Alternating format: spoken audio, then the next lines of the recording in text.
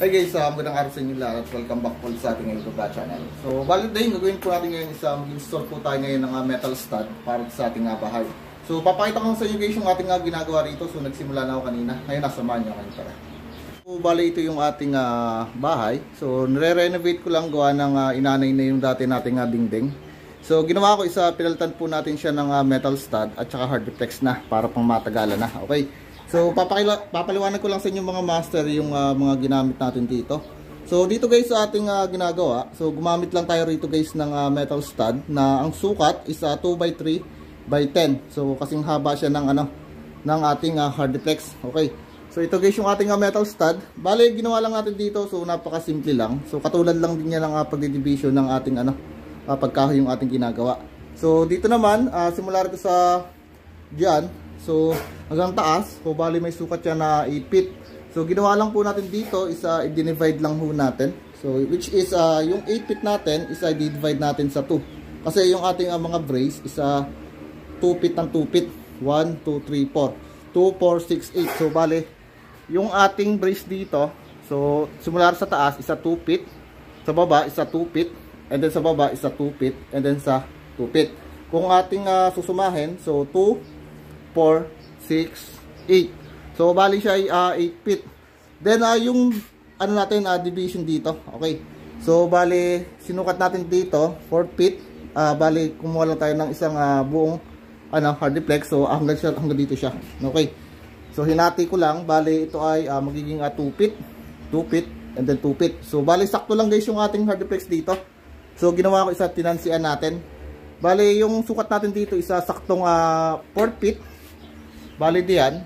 So, sa gitna po natin siya ilalagay yung ating sukat dito ng ating metal stud. Okay. Kasi dito tatama yung ating dugtungan ng ating hard deflex papunta rito at saka papunta rito. Okay. So, ito naman wala itong 4 feet kasi ito ay wala na siyang isang buong hollow block, isang buong hard deflex. So, bali na lang siguro yan. Mga 3.5 feet na lang ho yan. Okay. So, dito sinisimulan ko ng mga master ikabit. So, wala ako kasing sa hardware, wala silang available na metal track. So, ginamit ko lang dito metal stud na lang din. Bali, ni-UP na lang ho natin, are. Yan. So, yuyupin nyo na lang siya rito. Then, ipapasok nyo yung ating metal stud. And then, niribit ko na lang. Okay. So, niribit natin. Bali, 530 ito yung sukat ng ating rito. Pambutas. Yung ating drill bit. Yan. Then, yung ating ginamit naman na blind rivet. So, gumamit lang ako rito ng ito. 532 by 3/4 yung sukat niya. Right. So, dito guys, sisimulan ko na siya mag-brace. Ayan. So, sa pag-install ito mga master, bago maglagay tayo ng brace, so, ginawa ko kasi rito. Right. Sinalubong ko yung dalawang metal stud. Ayan. So, salubong. Para yung ating brace dito, ayan. So, kung makikita nyo, pinasok ko na lang siya rito. Ayan, pinasok natin siya. And then, rivet ko na lang siya ng dalawa. Then, pagdating dito, so, saliwa naman siya. Pagayon, tsaka paganto naman. So, then, yung ating magiging brace dyan. So, ito na. Ayan. Bale, sinukatan ko lang siya. Then, ginawa ko rito is, ginupit ko lang to. Then, tinupi ko lang para may tibay pa. So, i-rivet din natin to. Then, siningit ko na guys dito yung ating brace na. Ayan. Kung mapapansin nyo, meron siya rito. At saka meron siya rito sa kabila. Okay? So, ngayon, start na tayo ng pag-rivet na rito. Ayan. So, wala tayong magawa kasi. So, ito na muna yung ating trabaho ko. Master. Ayan. Ayan.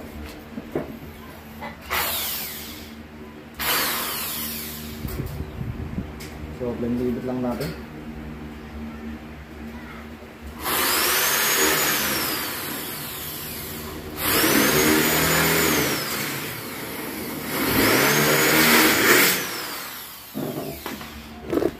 So, bali tinansian ko siya para madasig yung ating metal stud.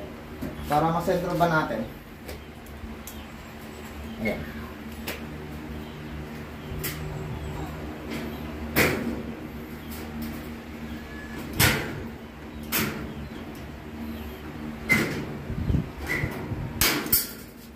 Right. So, gitna na yung ating tansi. So, binabatak yung natin siya ng konti, mga master.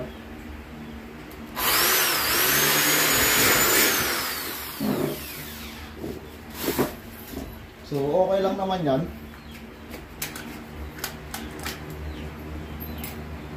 Okay.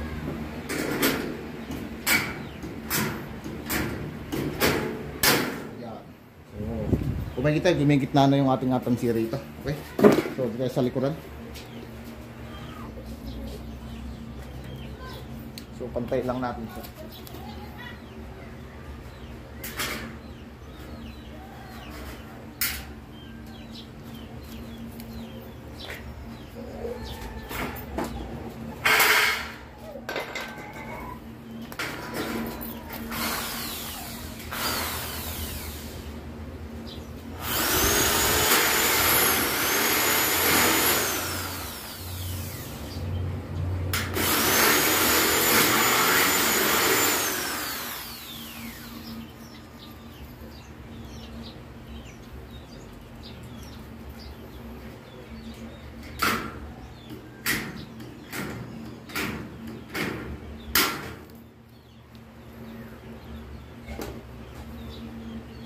Mga master.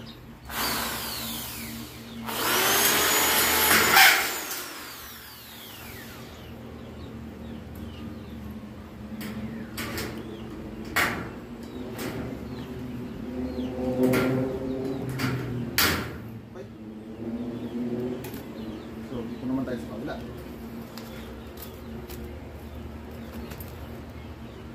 Wow, nakita natin ng konti.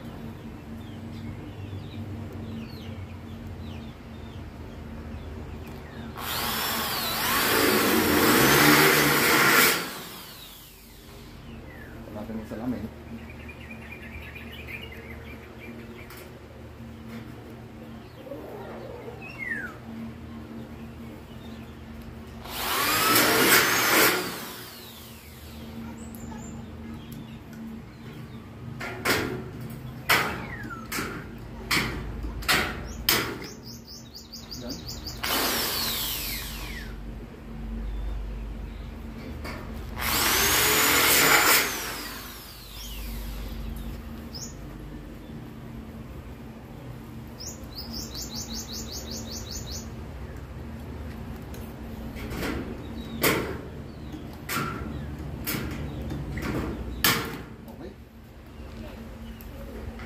So, pasok tayo sa loob. So, medyo mainit na. So, bali next tayo rito. Susukatan naman natin yung taas. So, susukatin natin dito yung mula rito at yung pinakang dulo. So, bali 64.5 yung sukat natin. Ayan. So, makalat na rito. 64.5.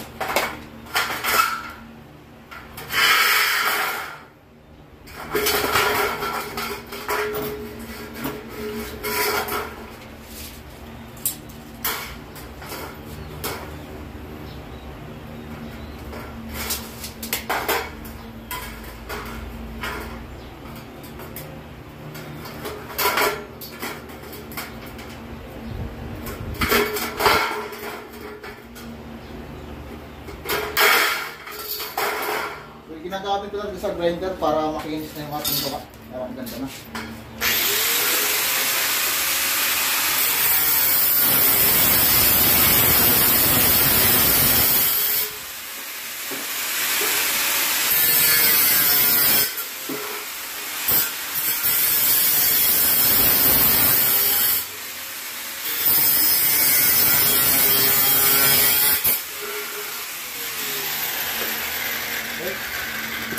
Then, itatapat lang natin siya rito sa taas. Sukato lang natin siya. So, sakto na naman yan.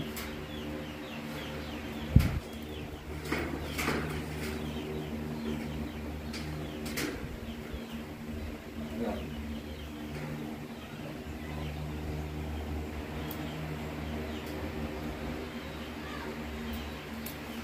So, ito. Okay. Okay, ito lang sa inyo mga diskarte natin.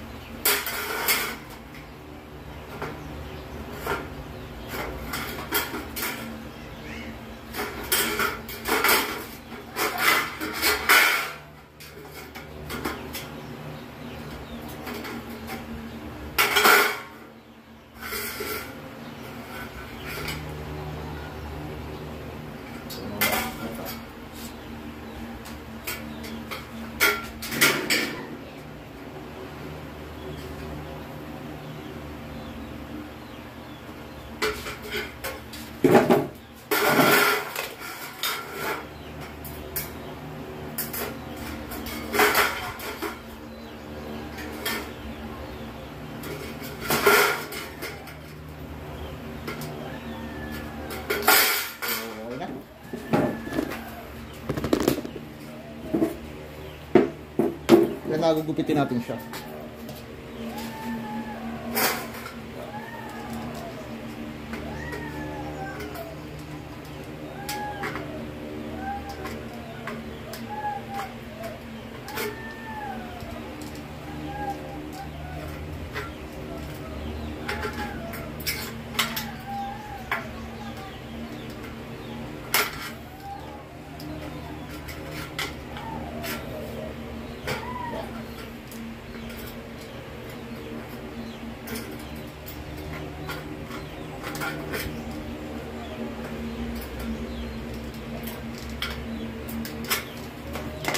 Then ay itutupi natin siya ng mga master. So nag-boot naman tayo.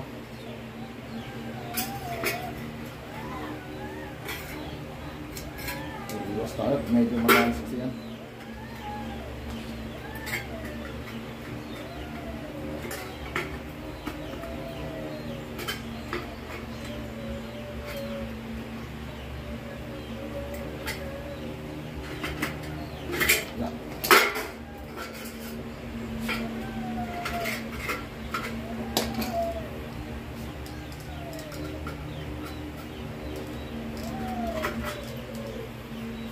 Pantay lang natin siya.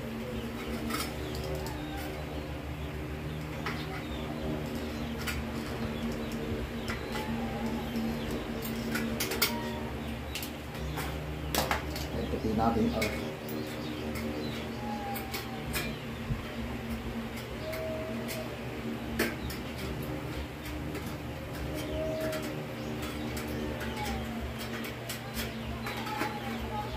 Okay.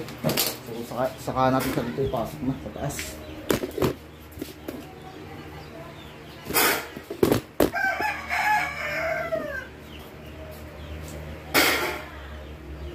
Okay, gusto ko ng tupit dito.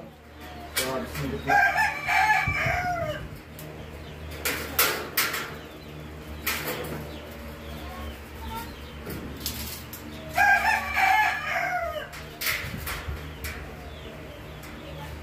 Okay. So, ipasok na natin siya rito.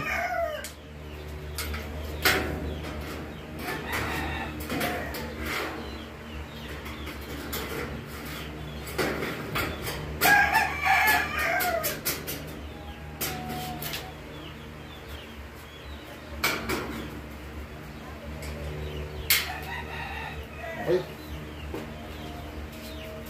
So, try na natin.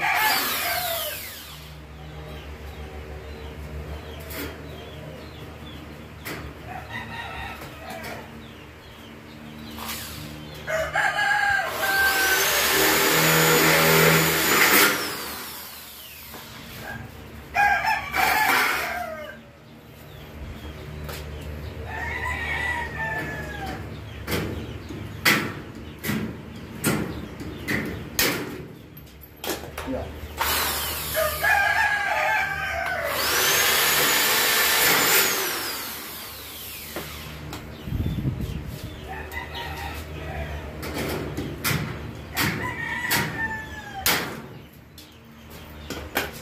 Okay, so dito naman tayo, bali pantayin lang natin dito.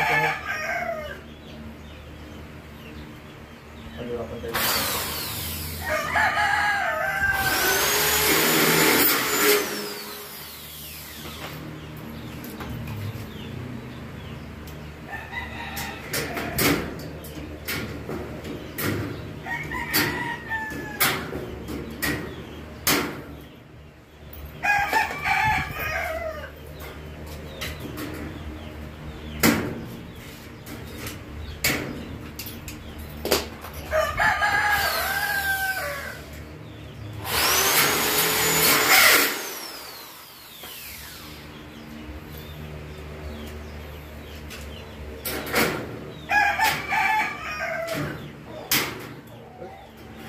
So dito lang tayo sa kabila.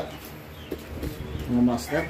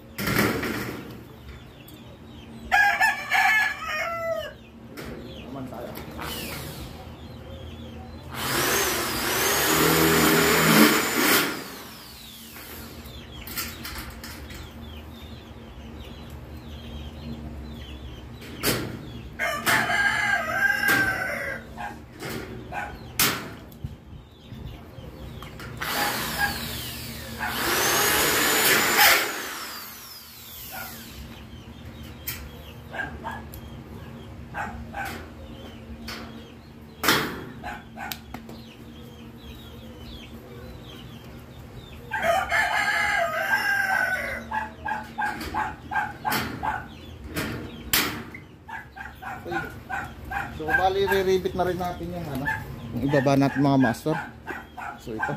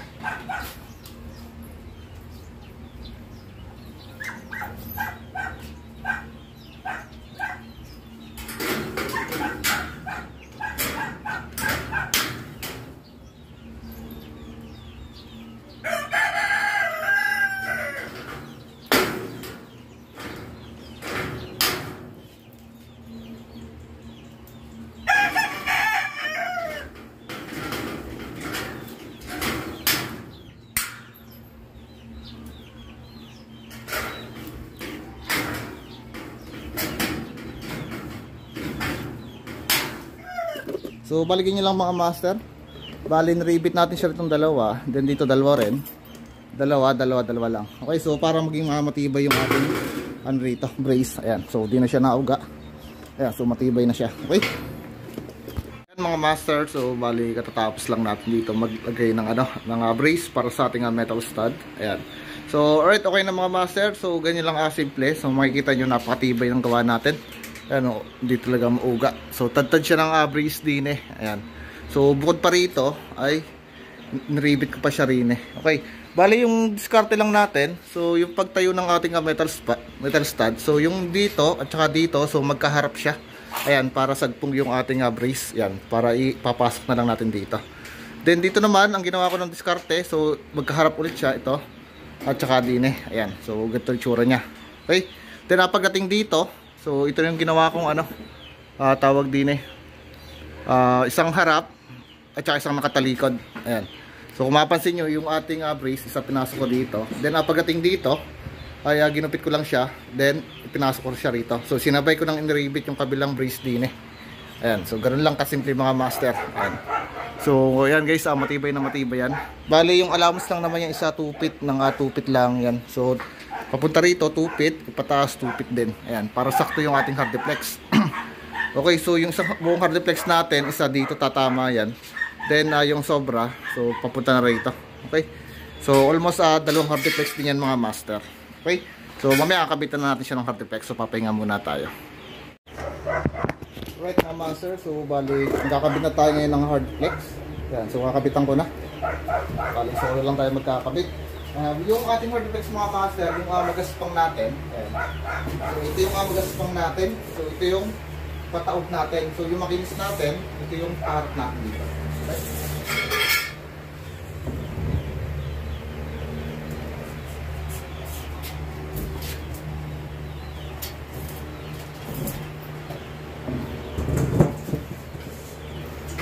Ang bigat. Grabe.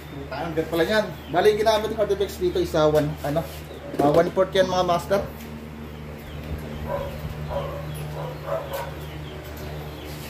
So iban muna natin yung ilaw at tatamaan.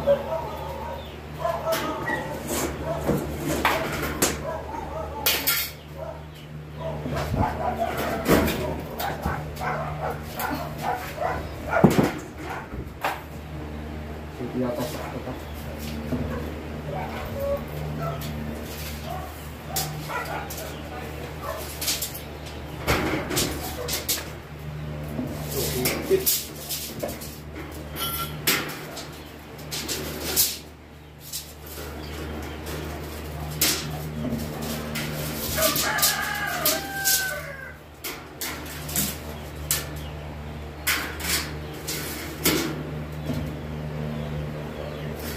Sakto lang pang 8 feet.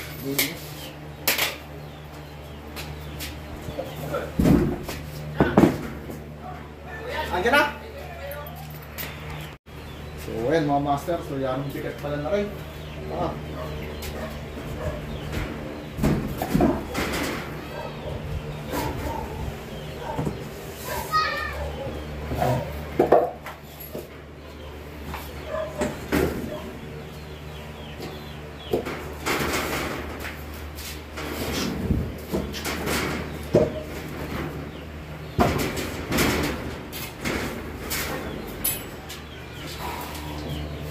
gagawin.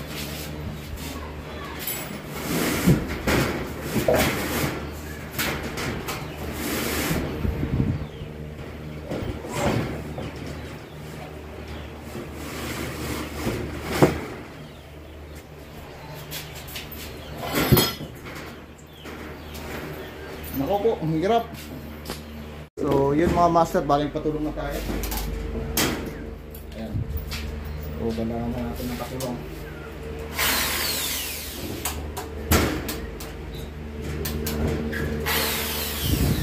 Bali, iniinig na natin.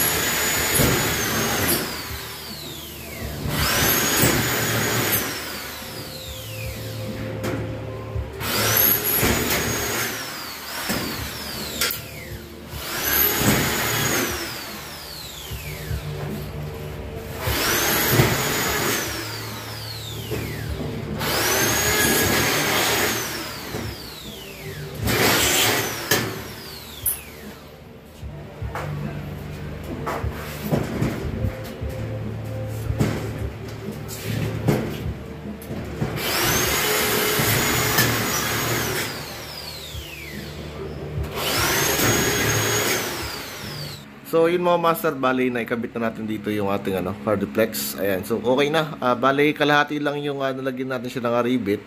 So bukas naman yung kalahati, ako yung pagod na. So tulog na muna tayo. So marami pa kasi tayong gagawin eh.